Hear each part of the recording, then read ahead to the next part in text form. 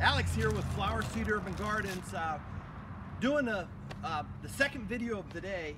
So hopefully you saw the first one, which we cleaned out the chicken coop and screened everything. We got our wheelbarrow full over here of some nice composted chicken manure, and we just actually went through. I've already spread this on. All I put in here was 4 of these large scoops. That's all it's really going to take, and so we're going to have plenty for the other beds. Some of the bigger chunky stuff that we didn't go through the screening, we're going to put that around the trees. We're expecting some rain, so the fruit trees will get a nice balance of fertilizer as well. And but this bed here, we pretty much got it cleaned out, and what we're going to be doing is what Native Americans used to call 3 sisters. And the 3 sisters work very well together.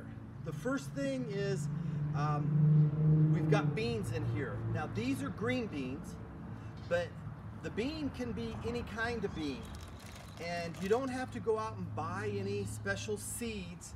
Whatever favorite beans you have in the house that are dried beans, these are the seeds.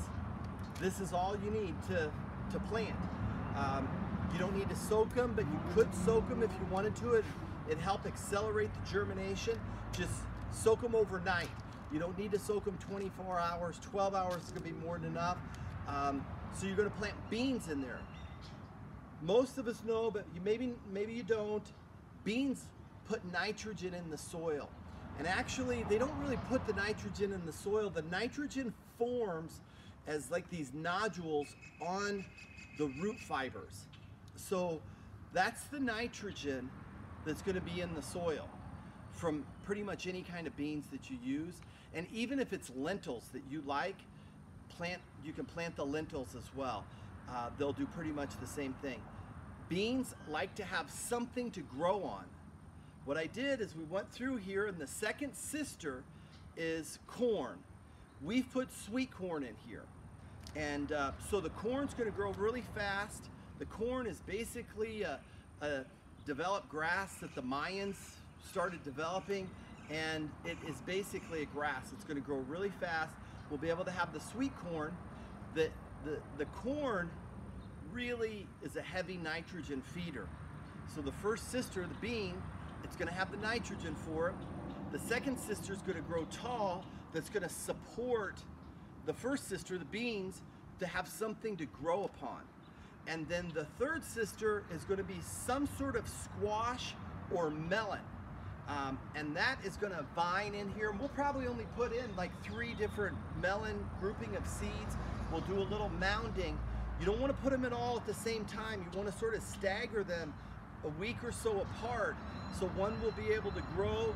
But the melon or the squash is going to be critical, because that's going to create ground cover that's going to help to hold moisture in the soil, and you're not going to need to water as much. So over in this bed here, let's go over here. Here what we've done is this bed's been prepped. We've added a little bit more of potting soil, compost. This is cocoa coir, which adds a great amount of water retention. So that's mixed in, and then we're going to go through again and just lightly sprinkle this on. You don't need to put a lot. Just lightly sprinkle that on. And that's about all we need to do. Now what we're going to be planting here is some tomatoes. Now we're going to plant more tomatoes than what we normally do. For those of you that know the layout of this garden, that's maybe been here for some of the classes or tours, I'm facing directly west. So this is the east to my back. North is right here. During the summer, this garden gets an immense amount of sun. We have a solar shade that we put over that's a luminette, which works really well. It's not necessary now, but my strategy is to get a little bit of shade on this garden.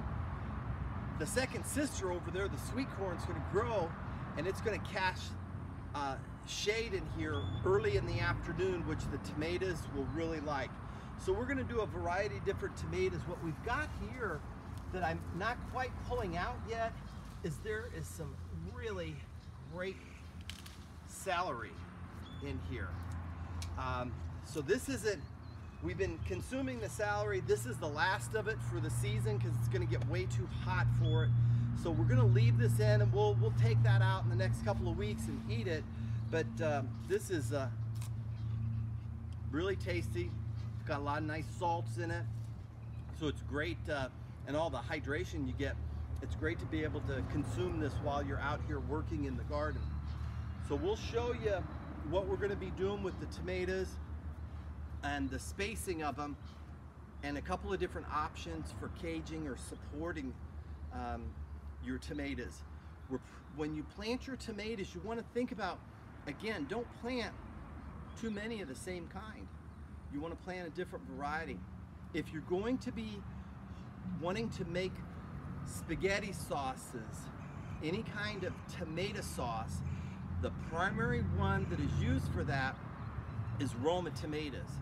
They have less of the gel that's in the tomatoes, less seeds, with a lot more of the meat into it.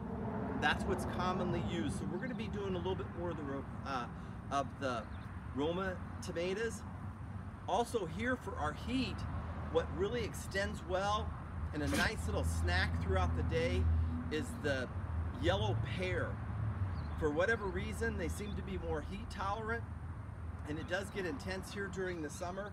So we'll get those pretty much all through the summer when they have a shade protection.